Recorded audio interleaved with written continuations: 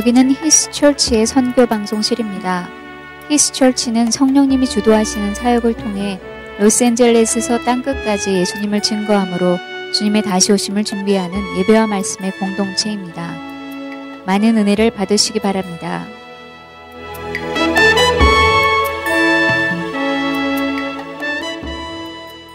하나님 아버지의 말씀은 빌립보서 2장 1절부터 11절까지의 말씀입니다. 빌립보서 2장 1절서부터 12절까지의 말씀 교독하도록 하고 그리고 말씀 나눕니다. 그러므로 그리스도 안에 무슨 권면이나 사랑의 무슨 위로나 성령의 무슨 교제나 긍휼이나 자비가 있거든 마음을 같이하여 같은 사랑을 가지고 뜻을 합하여 한 마음을 품어 아무 일이든지 다툼이나 허영으로 하지 말고 오직 겸손한 마음으로 각각 자기보다 남을 낮게 여기고 각각 자기 일을 돌아볼 뿐더러 또한 각각 다른 사람들의 일을 돌보아 나의 기쁨을 충만하게 하라. 너희 안에 이 마음을 품으라. 곧 그리스도 예수의 마음이니 그는 근본 하나님의 본체시나 하나님과 동등됨을 취할 것으로 여기지 아니하시고 오히려 자기를 비워 종의 형체를 가지사 사람들과 같이 되셨고 사람의 모양으로 나타나사 자기를 낮추시고 죽기까지 복종하셨으니 곧 십자가에 죽으심이라. 이러므로 하나님이 그를 지극히 높여 모든 이름 위에 뛰어난 이름을 주사 하늘에 있는 자들과 땅에 있는 자들과 땅 아래에 있는 자들로 모든 무릎을 예수의 이름에 꿇게 하시고 같이 읽습니다. 모든 입으로 예수 그리스도를 주라 시인하여 하나님 아버지께 영광을 돌리게 하셨느니라. 아멘. 열심과 의욕을 갖는다는 것은 참 좋은 일이죠. 한 모임에서 그런 사람들이 있으면 일이 진행되곤 합니다. 그러나 동시에 그런 열심과 의욕이 있는 사람이 있으면 갈등이 생기기도 합니다. 왜냐하면 열심이 좀 지나쳐서 또는 그 열심을 가진 사람들끼리의 기질이나 또는 접근 방법이 달라서 그런 일들이 생기곤 합니다. 저희 집에도 주도적인 인물들이 4사람이 살고 있습니다. 4사람씩이나 살고 있습니다. 그래서 어떤 이야기를 할 때가 되면 서로 자기 잘났다고 자기 주장을 앞세우고 합니다. 뭐 먹으러 가자 하면은 4사람 다 다릅니다. 그러니까 뭘 하나 이렇게 아빠가 이거다라고 얘기해서 다 일치돼서 내 아버님 뜻대로 하세요. 이런 게 없습니다. 각각의 자기들이 원하는 이야기들을 하곤 하죠. 우리 두 아이의 얘기를 좀 하자면 한 아이는 자기 주도적이고 둘 다 주도적이긴 하지만 한 아이는 굉장히 판단이 빠릅니다. 또 한 아이는 판단이 굉장히 조심스럽습니다. 그러니까 이 아이가 판단을 잘 안 한다는 게 아니라 정보를 다 수집할 때까지 그 판단을 유보하는 특징을 가지고 있는 그런 아이입니다. 그러니 둘 사이에 의견 충돌이 생기지 않겠습니까? 이 아이가 다른 아이를 볼 때 쟤는 왜 저렇게 결정을 주저하고 그렇게 살까? 또 다른 아이는 왜 저렇게 성질이 급할까? 그리고 결정한 다음에 후회할 일을 많이 만들까? 서로 다른 그러한 것들 때문에 두 아이의 때로는 갈등도 생기기도 하고 또는 풀기도 하고 또 감정적으로 어려움을 겪기도 하고 또 풀기도 하고 이런 과정들을 어렸을 때부터 지금까지 계속 겪고 있습니다. 두 사람만이 그러겠습니까? 저희 부부도 마찬가지죠. 저희 부부는 서로 누가 어리고 누가 버리냐. 그래서 어리버리라고 서로 놀리는 네가 어리고 내가 버리냐? 내가 버리고 네가 어리냐? 뭐 서로 이렇게 놀리곤 하는 그런 일들을 우리가 하는데 어떨 때는 서로 의견 때문에 자기의 생각 때문에 왼수가 되기도 하고 그러다가 어떨 때는 또 가장 친한 친구가 되기도 하고 그런 일들을 겪어가면서 삽니다. 그런데 이 식구라는 건 무엇입니까? 그런 갈등이 생겨도 해결하고 또 갈등을 봉합하고 또 그러면서 서로 이 사람이 가진 장점과 단점이 뭔가를 파악하고 거기에 또 맞춰줄 줄 아는 사람이 맞춰줄 줄 아는 그런 삶을 살아가는 것이 식구라고 우리가 알고 있습니다. 식이란 건 밥식자에다가 구는 입구자죠. 같이 밥을 먹는 사람이니까 같이 밥을 먹으려면 아니, 서로 화해도 하고 서로 하나가 되는 그런 마음이 필요하지 않겠습니까? 참 좋은 말이라고 저는 생각합니다. 가족이란 말보다도 식구라는 말은 우리의 어떤 공동체의 의미를 굉장히 살려주는 그런 단어일 수 있습니다. 오늘 이 2장에 나와 있는 이 내용이 바로 그 내용입니다. 빌립보 교회는 참 훌륭한 교회였습니다. 큰 교회는 아니었어요. 빌립보 교회는 작은 교회였고요. 빌립보 교회는 부자 아니었습니다. 은퇴한 군인들이 많이 있었기 때문에 일종의 연금을 가지고 살아가는 사람들을 따진다면 그렇게 돈이 많고 사업을 해서 부유하고 든든한 내 어떤 노후 자금을 많이 가진 그런 사람들이 아니라 일종의 로마 시민으로서 로마에서 주는 연금을 받아서 그냥 또박또박 자기의 삶을 그냥 꾸려나가는 그냥 소시민들이 주 시민들이었습니다. 그러니 이 사람들의 삶은 우리가 아는 것처럼 우리들처럼 그냥 평범한 삶이죠. 단 이들의 배경에는 옛날 군대에서 내가 오랫동안 20년 동안 복무했다라고 하는 경험이 그들의 바탕에 깔려 있다는 것 외에는 우리하고 비슷할 뿐입니다. 그러니까 사실은 어떤 면에서 보면은 이들의 삶 속에서 일치나 단결을 외치기가 참 좋았지만 그러나 동시에 그들이 자유로운 사람이 된 다음에 일치와 단결을 유지한다는 것이 또 쉬운 문제는 아니었습니다. 이 공동체에 유디아와 순두개라고 하는 두 여인이 등장을 합니다. 유 집사님과 우리가 순 집사님이라고 이제 보통 부를 텐데 이 유 집사님과 순 집사님이 상당히 적극적이고 주도적이고 열성적이고 또 어떤 일을 할 때 자기 전체 에너지를 쏟아서 하는 그런 스타일의 두 사람이었습니다. 그럼 두 사람 일을 하다 보니까 티각태각 하는 거예요. 왜? 네가 방법이 옳으니 내 방법이 옳으니 또 내가 하는 일이 더 지혜로우니 네가 하는 일이 더 지혜로우니 하면서 티각태각 하는 일이 생기다 보니까 두 사람이 티각태각 하는 문제가 단지 두 사람에서 끝나는 법이 있겠습니까? 아니죠.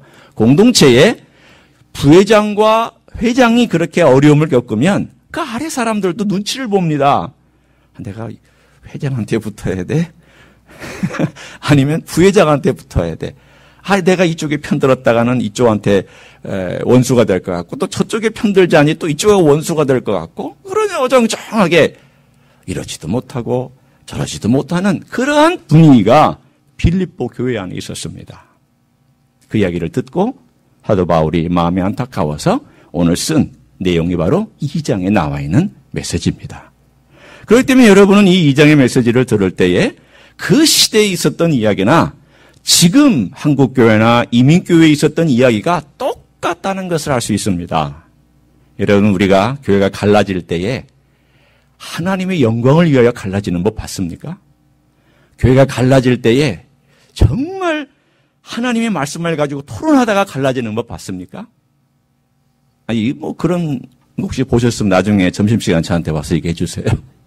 대부분의 경우는 서로 일하다가 서로 감정 싸움이 있다가 서로 네가 잘났느니 내가 잘났느니 하는 그런 의견 충돌 때문에 사실은 갈라지고 떠나고 그것 때문에 어려움을 겪는 게 일반적인 상황이고 일어나는 일들입니다. 이 빌립보 교회 그랬습니다. 오늘 그들에게 있어서 중요한 게 뭘까요?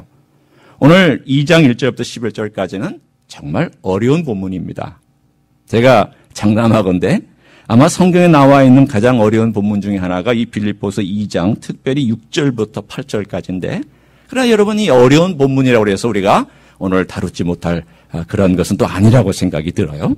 그리고 또한 2장 1절부터 10절까지는 참 많은 단어들이 등장을 해요. 네, 여러분 이 단어들 때문에 너무 혼란스럽게 생각하지 마세요. 나중에 되면 어떻게 될까? 잘 한번 보세요. 총각과 처녀들이 늘 만나서 이런 얘기 저런 얘기 직장 얘기 저 하다가 늘 귀결되는 이야기가 뭘까요? 처녀와 총각들의 이야기는 뭘로 귀결될까요? 남자 여자로 귀결됩니다. 네. 누가 내 데이트 상대냐? 내가 결혼 어떻게 할 거냐? 제가 청년부를 젊었을 때 한국에서 맡아서 공부를 가르치고 같이 대화하다 보면요. 어디 커피숍에 가거나 빵집에 가서 얘기하다 보면요. 처음에는 신앙 얘기를 해요. 막 열심히 성경 얘기를 하다가 딱 1시간만 지나면 어느 얘기로 딱 귀결되느냐. 남자는 여자 얘기, 여자는 남자 얘기. 그 얘기가 딱 귀결됩니다. 젊은 가정주부들 데리고 성경 공부하면 1시간 지나면 뭘로 얘기할까요? 자녀 얘기. 학원 어디다 보내냐, 어디에 가면 좋은 학원이 있느냐, 어떻게 하면 좋은 그러한 책이 있느냐, 그 얘기예요. 딱 거기로 교육돼요. 오늘의 얘기는 긍정적인 의미에서 이 모든 단어와 모든 개념들이 깔때기처럼 딱 하나로 모아지게 되어 있어요. 걱정하지 마세요. 저와 함께 이 1절부터 한번 차근차근히 그러나 천천히 한번 같이 살펴보기를 원합니다. 자, 준비되셨나요? 한 분밖에 없는데. 준비되셨나요? 네, 같이 가볼까요? 자, 2장 1절을 보세요. 그러므로 그리스도 안에 무슨 권면이나 사랑의 무슨 위로나 성령의 무슨 교제나 긍휼이나 자비가 있거든. 무려 5개나 되는 단어가 등장을 하니까 우리는 보통 이것을 읽을 때 그냥 쉽게 지나가 버리고 맙니다. 그러나 이 단어들이 서로 연결되어 있습니다. 일단 간단하게 제가 살펴보면 그리스도 안에라는 이 말부터 우리가 따져보자면 오늘 여기 본문에 얘기하고 있는 이 안이란 말은 in Christ, 이 말은 아까 제가 처음에 예화를 들었던 그 내용 그대로입니다. 예수님과 한 밥상에서 교제를 나누는 밥상 공동체라는 뜻이에요. 식구라는 말이에요. 예수님과 함께 교제를 나누는 그 자리에 있는 사람들을 말하고 있어요. 그게 in Christ예요. 내 집에 살고 있는 사람을 뭐라고 아까 얘기한다고요? 식구라고 얘기한단 말이죠. 같이 밥을 먹는 사람이에요. 여러분 밥을 먹어야 친해지죠. 맞아요? 한국 사람은 뭘로 살아요? 밥심으로 살아요. 잘하시네요. 밥을 먹어야 힘도 생기고 밥을 먹어야 정도 나누고 같이 밥을 먹어야 서로 경험도 쌓고 같이 밥을 먹어야 이 사람하고 친한 거야. 정말 마음에 안 맞는 사람과 밥 먹을 그런 사람은 별로 없어요. 그러나 물론 역으로 정말 어떤 사람하고 친해지기를 원한다면 밥을 같이 먹고 시간을 같이 보내는 것이 정말 식구라는 개념의 의미라고 말할 수 있어요. 오늘 여기 그 말이에요. 그리스도 그분의 밥상에서 그분으로 말미암아 밥을 먹고 있는 사람은 권면, 여기서 권면이라는 것은 뭘 의미하냐면 내 안에 하나님께서 힘을 불어넣어 주신다는 거예요. 곧 밥심, 영적인 밥심이 내 안에 있다는 것을 말하고 있습니다. 여러분 여기서의 권면은 우리가 생각할 때는 뭐 누구를 권면하고 이런 어떤 단어라기보다는 주님 앞에 주님과 함께 교제를 하고 주님과 함께 주의 밥상에서 같이 먹음으로 말미암아 내 안에서 힘이 일어나고 무언가 모르게 그걸로 말미암아서 아, 내가 이제 힘을 얻고 있구나. 내가 이분의 모든 것을 먹고 이분의 양분을 마심으로 내가 힘을 이렇게 다시 회복하고 있구나라고 하는 그 내용이 권면입니다. 일종의 encouragement예요. encouragement. 여러분, 우리가 주님 안에 있다는 것이 이런 축복인데 이 모든 것이 다 예수 그리스도 안에 있는 것과 연결되어 있습니다. 두 번째는 뭐냐면 사랑의 무슨 위로.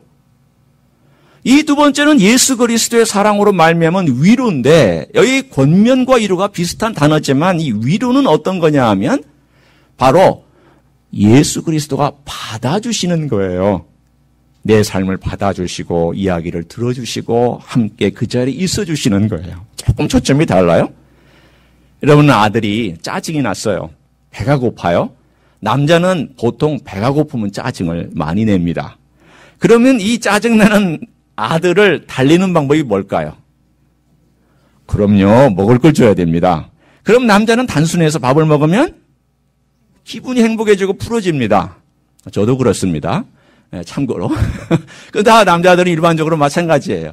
남자들은 그런데 오늘 여기에서 처음에 그리스도 안에 무슨 권면이 주님께서 밥을 제공해 주시는 것이라면 지치고 피곤하고 상처받고 어려운 사람에게 그리스도께서 밥을 줘서 힘을 공급해 주시는 거라면 두 번째 사랑의 무슨 위로는 뭘 의미하냐면 주님께서 다 받아주시는 거예요.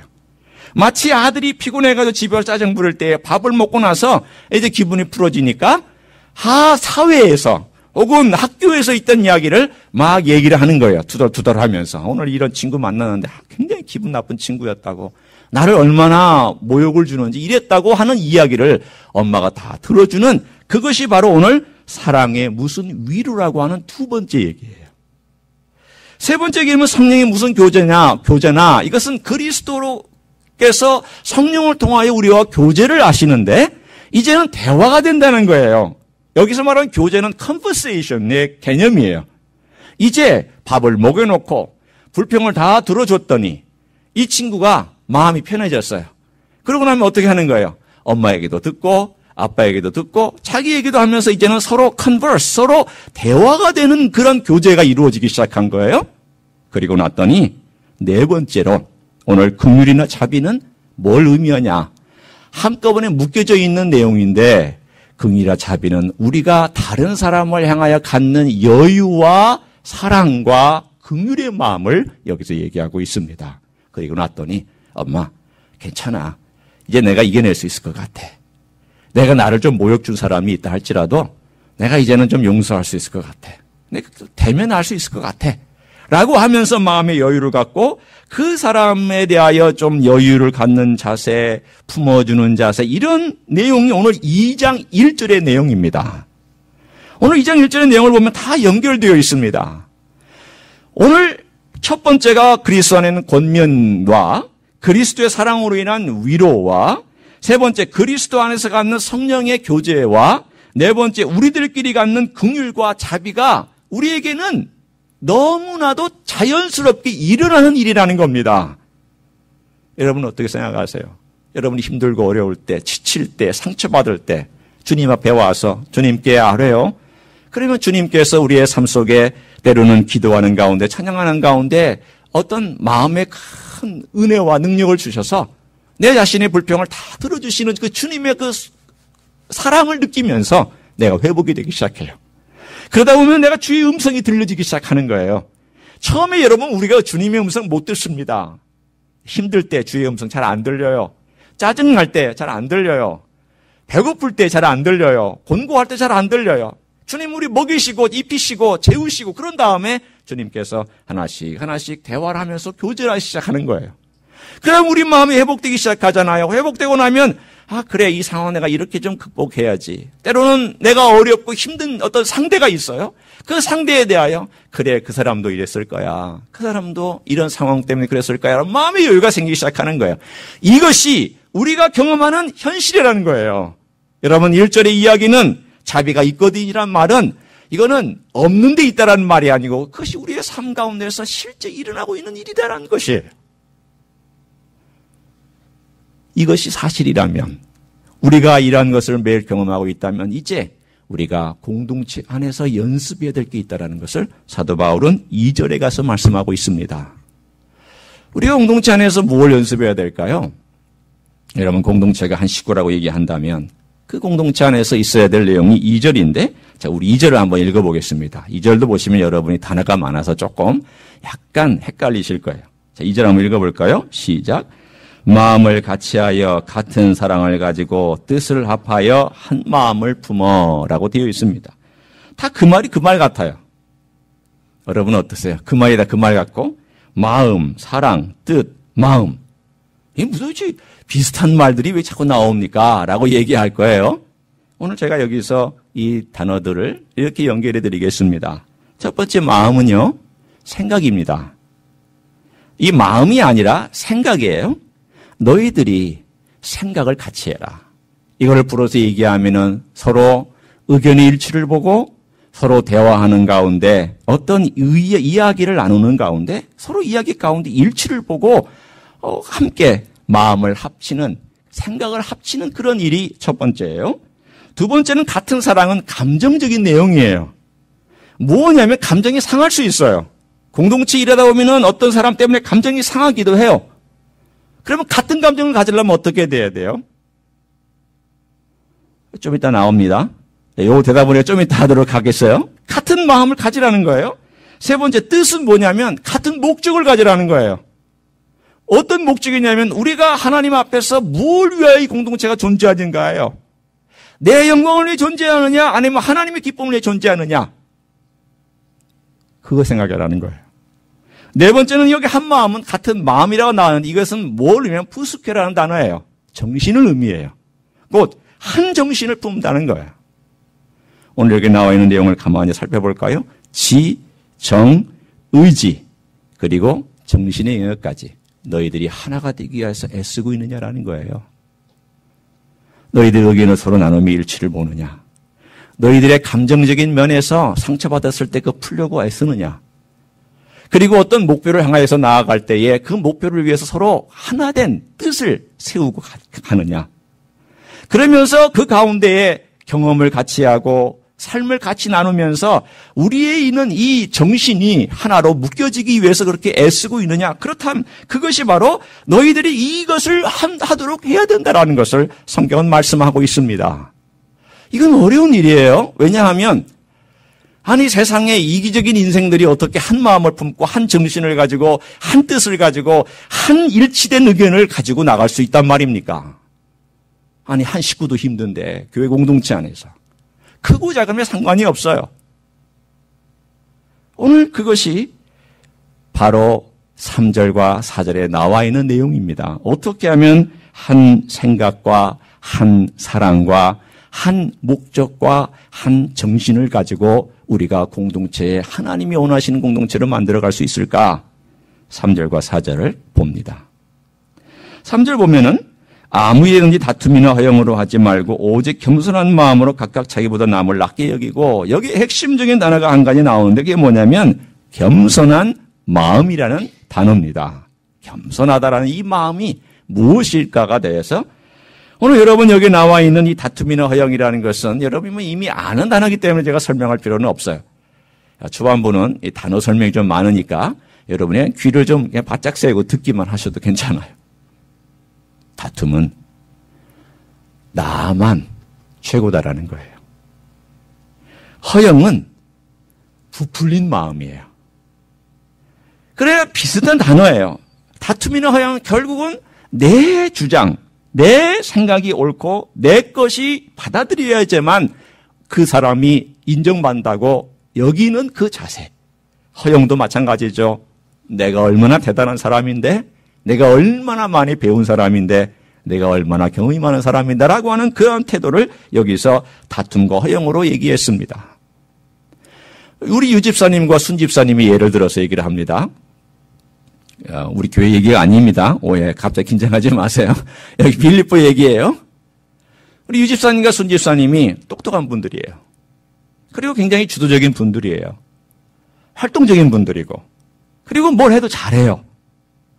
원래 못하는 사람들은 잘 안 나서요. 보통 잘하는 사람들이 나서게 마련이에요. 재능도 많아요. 그러니까 어떻게 생각하면 사람들이 따르죠. 그 사람 뒤에 보면은 이렇게 줄 서 있어요. 아, 이 사람하고 같이 먹으면 뭘 먹겠다. 아, 이 사람하고 있으면 뭐가 좀 나오겠다.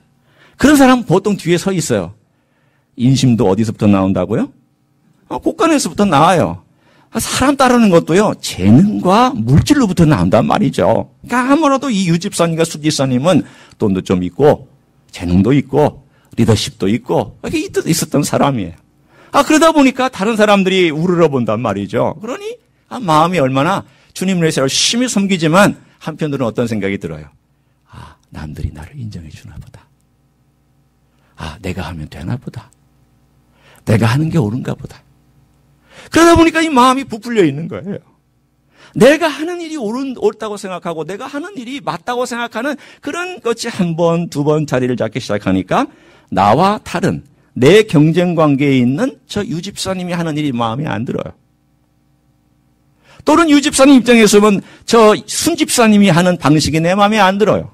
그러다 보니까 뭔가 냉전과 열전이 일어나고 있는 이 공동체 안에서 사도 바울이 오늘 본문에 말하기를 너희들 이 일을 위해서 겸손한 마음으로 한 생각과 한 감정적인 사랑과 똑같은 동일한 그러한 목적과 동일한 정신적인 것을 위해서 너희들 스스로가 겸손함을 연습하고 있느냐라고 묻고 있는 거예요.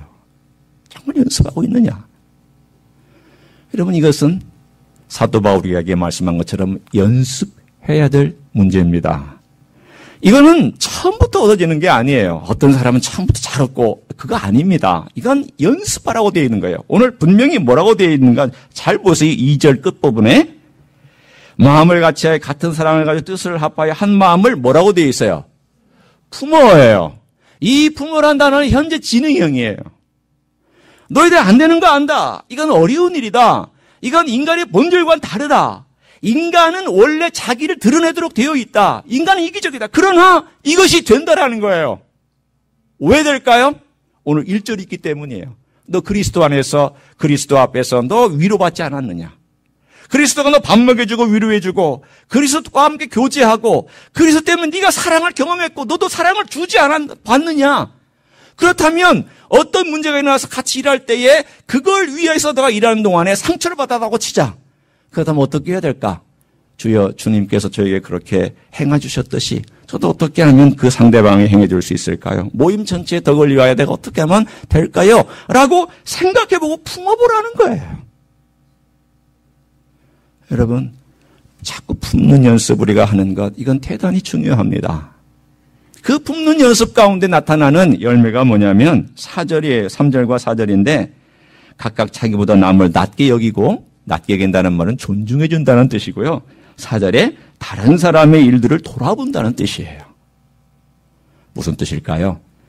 어느 공동체가 한 생각과 한 감정적인 사랑과 한 의지적인 어떤 결단이나 목적과 한 정신, 똑같은 그러한 것들을 가지고 있으면서 훈련하고 있다라는 열매가 뭘로 드러나냐면 서로 존중해 주는 거예요.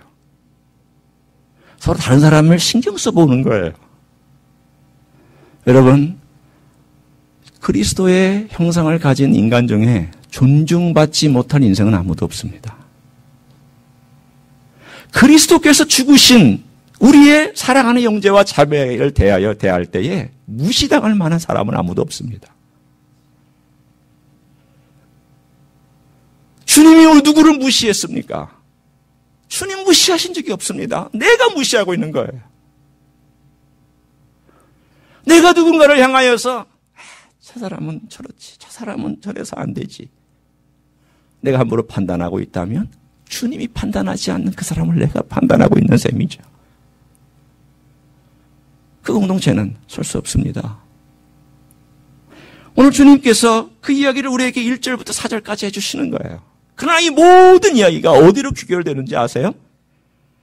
이건 참 놀라운 일인데 이 모든 게 다 그리스도에게로 귀결되는 거예요. 마치 깔때기처럼 다 귀결되는데 5절을 한번 보세요.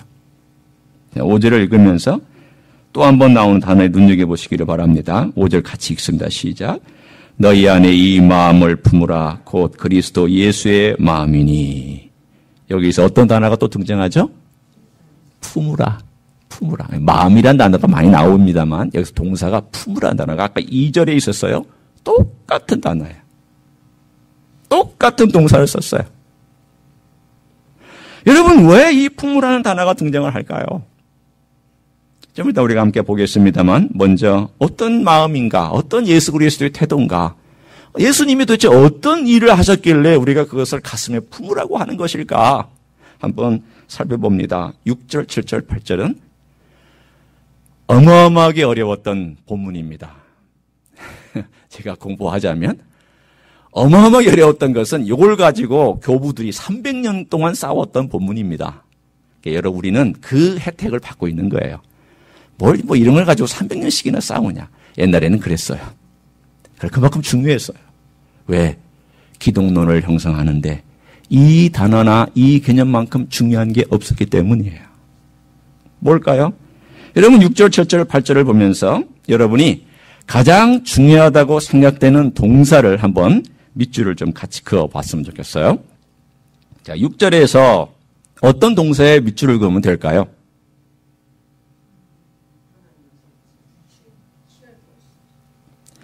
여기지 아니하시고, 이게 보면은 제가 물어보면 꼭 정답은 피해 가시더라고요. 예, 여기지 아니하시고, 이게 중요한 주요 단어예요. 자, 7절.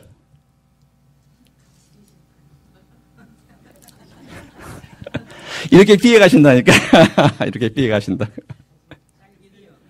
비워. 8절은 뭘까요?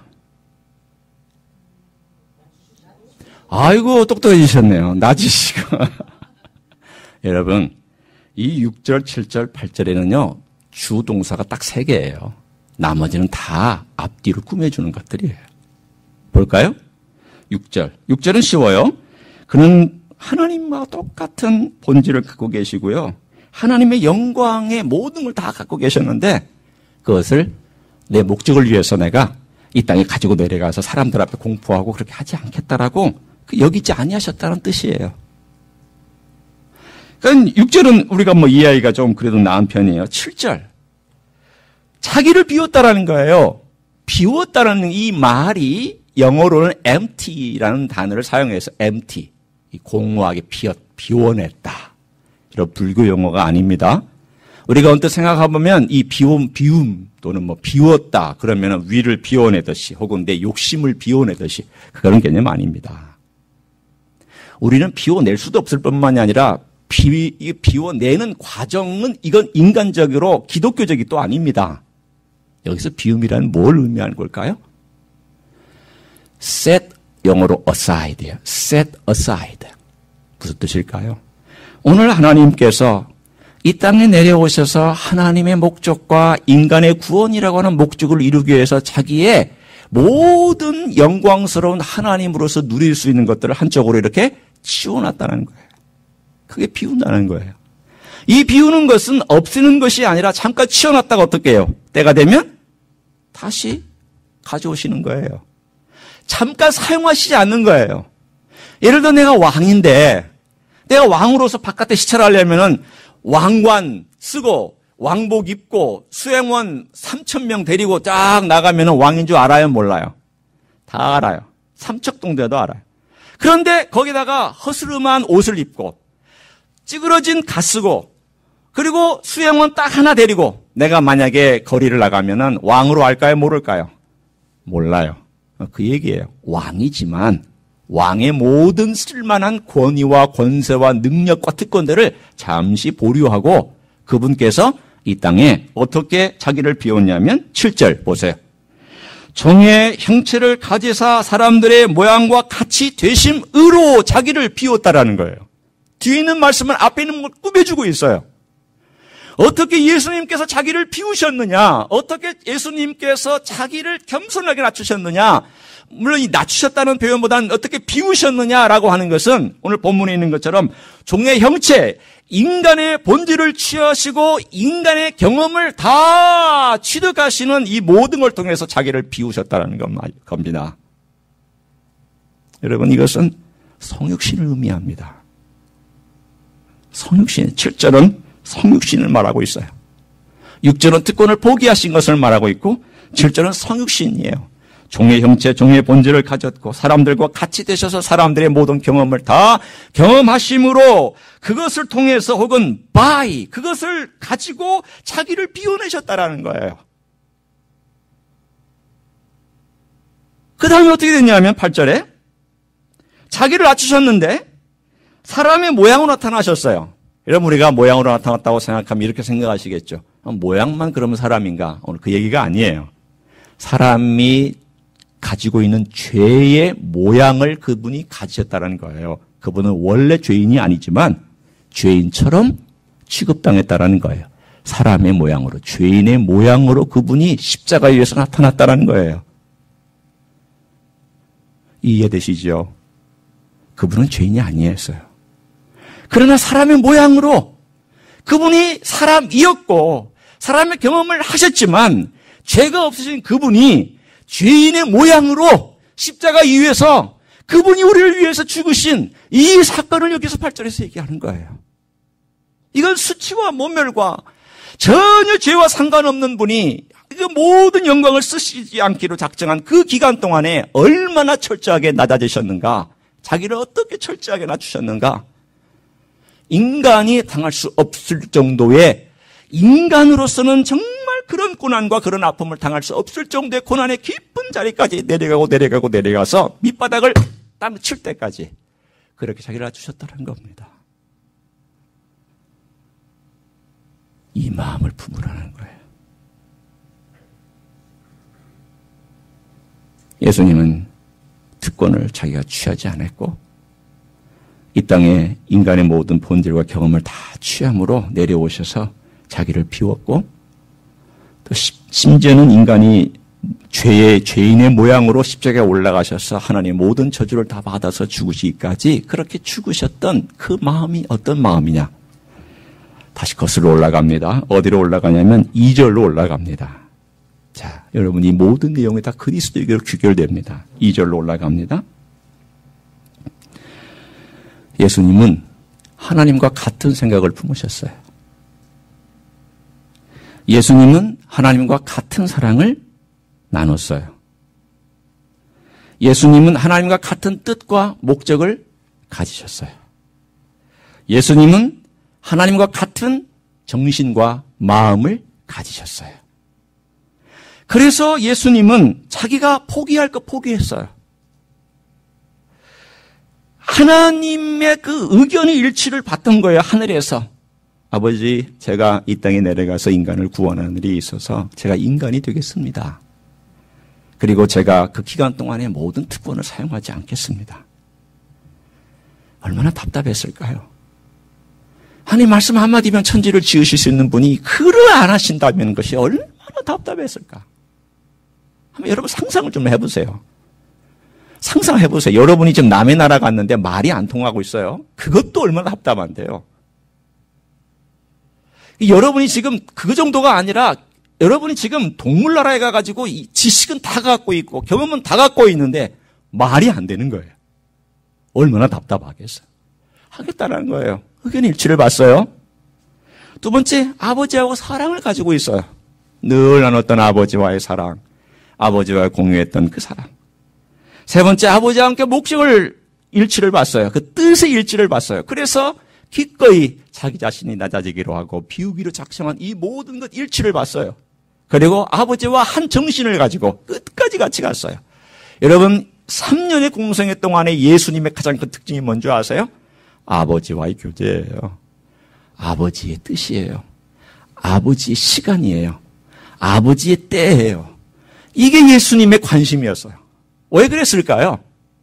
그분이 이 땅에 태어나기 전에 하늘에서 나눴던 대화, 하늘에서 나눴던 사랑, 하늘에서 아버지와 함께 공유했던 감정, 하늘에서 아버지와 함께 누렸던 그 기쁨들, 이 모든 것들 그는 이 땅에서 여전히 그는 인간이 되셨어도 누리기를 원하셨기 때문에 늘 거기에 초점 맞추고 그거 바라보고 이 땅에 있는 33년의 기간 동안이 비우고 낮추는 기간이었지만 그러면 기꺼이 그 길을 걸어가셨다는 거예요. 그랬더니 그 33년의 성육신과 낮아짐의 그 모든 과정을 다 겪고 난 다음에 어떤 결과가 나타나는지 아세요? 우리 9절, 10절, 11절 한번 읽습니다. 한 목소리로 읽습니다. 시작. 이름으로 하나님이 그를 지극히 높여 모든 이름 위에 뛰어난 이름을 주사 하늘에 있는 자들과 땅에 있는 자들과 땅 아래에 있는 자들로 모든 무릎을 예수의 이름에 꿇게 하시고 모든 입으로 예수 그리스도를 주라 시인하여 하나님 아버지께 영광을 돌리게 하셨느니라. 아멘. 오늘 여기 나와 있는 것처럼 그렇게 겸손히 아버지의 뜻을 쫓아서 자기를 비우고 낮추셨더니 하나님께서 때가 되면 그를 높여주시고 그를 존귀하게 하셔서 그 전에 누릴 수 없었던 구원받은 자들과 구원받지 못한 자들이라 할지라도 그 권세 앞에 다 무릎을 꿇게 만들었다고 오늘 이 이야기는 그 놀라운 찬양과 간증과 신앙의 고백을 들려주고 있습니다. 무슨 뜻일까요? 너희들에게 마음 품어라. 그리고 힘든 거 있거든? 누구한테 아뢰라? 하나님 아버지께 아뢰라. 나에게 아뢰라. 내가 들어주겠다. 너 상처받은 거 있지? 너 감정적으로 어려운 거 있지? 너 풀지 못한 인간관계 있지? 또 여러 가지 일을 하다가 보면은 마음에 힘들고 또 그 사람 때문에 고통스러운 거 있지? 어떻게 풀어야 돼요? 오늘 주님께 먼저 1절로 다시 돌아가는 거예요. 다시 돌아갑니다. 다시 제가 지금 이제 거꾸로 돌아가서 1절부터 다시 보는 거예요. 너 그리스도 안에서 주님께서 너 밥 먹여준 거 기억하지? 주님 앞에 오면 주님이 밥 먹여주지. 말씀으로 먹여주고 은혜로 채워주지 않냐? 그러면 너 주님 앞에서 다 네 하고 싶은 얘기 다 하지 않냐? 네 불평하고 원망하고 주님 왜 그러세요? 주님 왜 나만 가지고 그러세요? 언제까지 그러시는 거예요? 다 우리 지금 쓰는 말들이에요. 여러분 쓰는 말들이에요. 제가 쓰는 말들이에요. 그래서 주님께서 그거 받아주시니까 그게 위로가 됐어요. 위로는 받아주기만 해도 위로가 돼요. 그리고 났더니 내 안에서 주님과 대화가 시작된 거예요. 이제는 듣거니 주거니 받거니 또 듣기도 하고 말하기도 하는 교제가 일어나기 시작했어요. 그러다 내 안에서 다시금 주님이 주신 그 회복이 일어나서 이 세상을 향해 다시 나아갈 용기를 얻은 거예요. 그렇다면 이제 다시 네가 공동체 속으로 들어가서 같은 생각, 같은 애정, 같은 목적, 그리고 같은 정신을 가지고 이걸 어떻게 풀어나가야 되느냐. 겸손한 내가 행한 것처럼 해라는 거예요. 그 사람은 앞세주고 또 포기할 거 있으면 포기하고 네가 주장하고 싶지만 주장하고 싶은 거 내려놓고 네가 네 이익에 맞다고 생각하지만 그래 이 사람이 먼저 하는 게 낫겠다. 네가 더 똑똑하다고 생각하지만 그러나 좀 덜 똑똑하다고 생각하는 사람도 좀 지켜주고 그렇게 해서 이 공동체를 내가 핏값으로 산 이 공동체를 네가 허물어뜨리지 말아라는 거예요. 내가 핏값으로 세운 이 공동체를 너의 다툼이나 허영심이나 너의 교만이나 이기적인 생각 때문에 균열을 가져오지 마라. 내가 산 공동체요. 내 몸이요. 내가 내 핏값을 가지고 세운 공동체다. 그러니 나에게 맡겨라. 내가 알아서 할 것이다. 나의 마음 가지고 사랑해주고 용서해주고 품어주고 그리고 관용하고 기다려주고 신앙이 약한 사람이라면 기다려주고 아직도 모르는 사람이라면 때로는 그 일을 통해서 같이 교제하면서 알려주고 이렇게 하나님의 공동체를 만들어갈 때 내가 그 공동체를 축복할 것이다. 오늘 본문에 나와 있는 이 9절, 10절, 11절은 그 약속이에요. 이렇게만 하면, 내가 그렇게만 하면 내가 축복해 줄 거다. 그 결과는 내가 할 거다. 그 모든 일들은 내가 만들어낼 것이다. 너희는 오직 내 마음을 품어라. 내 태도를 품어라. 그래서 여기서 가장 우리들에게 주신 적용의 동사는 다른 게 아니에요. 품으라는 거예요. 여러분, 예수님의 마음을 품고 품으셔야 됩니다. 예수님의 태도를 자꾸 묵상하고 묵상해야 됩니다. 예수님의 태도를 자꾸 가슴에 담고 또 담아야 됩니다. 예수님의 그 모든 행하심과 나를 사랑하시고 베푸신 그 은혜를 계속 그렇구나. 그거 외에는 하나님의 공동체가 하나 되는 길은 없습니다. 오로지 예수 그리스도 그분 안에서만 그리고 그분의 능력과 은혜를 통해서만 그리고 그 마음을 품을 때만 공동체는 하나가 되어 우리 주님의 영광을 드러낼 줄로 믿습니다. 그런 놀라운 공동체가 되기를 우리 주 예수 그리스도 이름으로 축원합니다. 기도하시겠습니다.